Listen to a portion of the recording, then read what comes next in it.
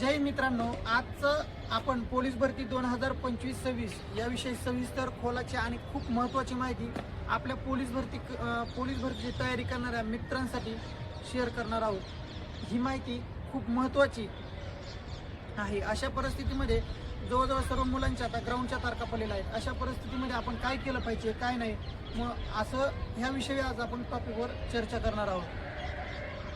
सध्या मला वाटतं 80 ते 90% जिल्ह्यांच्या तारखा पडलेल्या आहेत, डिक्लेअर झालेल्या आहेत। मुलांचं ग्राउंड होतील एका महिन्यामध्ये, कोणाच्या अंगावरती वर्दी देखील येईल।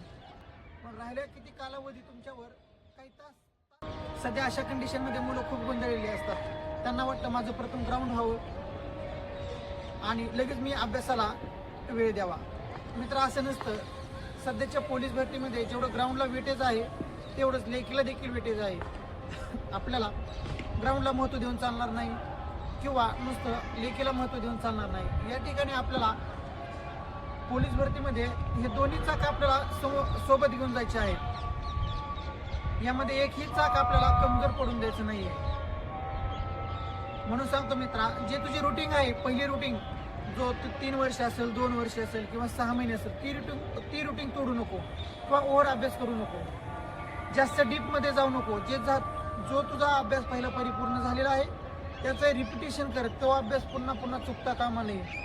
पेपरमध्ये तर सोपे प्रश्न चुकायचंच नाही। सोपे प्रश्न जर चुकलात तुम्ही तर तुमचा रिझल्ट गेला म्हणून समजायचं।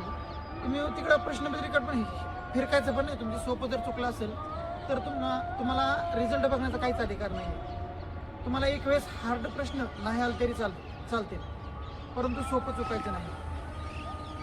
आता ग्राउंडबद्दल जर बोलायचं म्हटलं तर असं गोंधळलेला असतो की ग्राउंडला स्पाईक आहे का नाही, असे प्रश्न विद्यार्थ्यांच्या मनात असतात। काही हॉल तिकीटवरती शूज वापरण्यास सक्त मनाई आहे। त्यांनी तिथं नोटिफिकेशनच आपल्याला दिलेलं आहे की तुम्ही स्पोर्ट शूज वापरू शकता, परंतु स्पाईकचा शूज वापरू शकत नाही।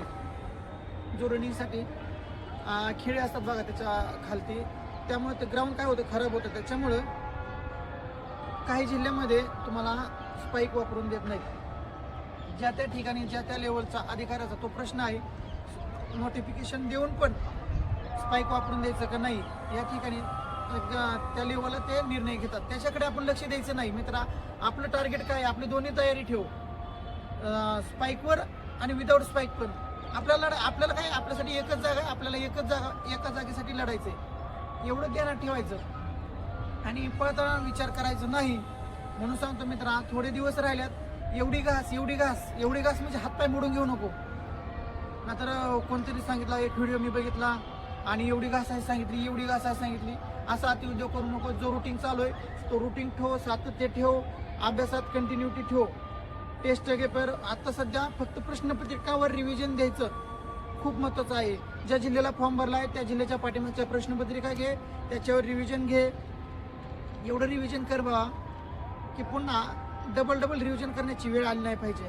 म्हणून सांगतो, पुन्हा नंतर चान्स भेटेल का नाही भरती होण्याचा, शेवटचा चान्स म्हणून लढ। ना तर तुला माहिती आहे गरिबी खूप रडवते, लाजवते।